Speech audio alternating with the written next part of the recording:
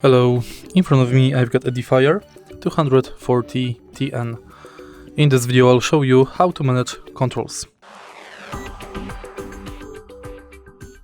In the beginning, make sure that your earbuds are connected with your smartphone and take them out from the charging case.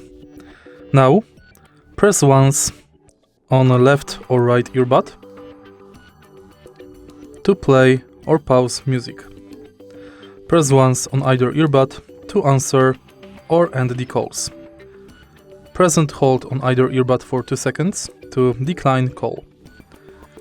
Press twice on either earbud to go to the next song.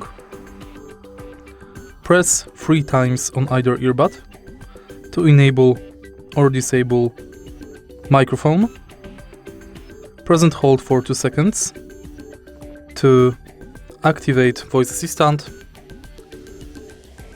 Press and hold for 2 seconds to enable or disable ANC,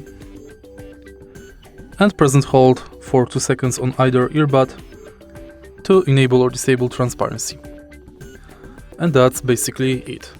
If you find this video helpful, please leave a like, comment and subscribe.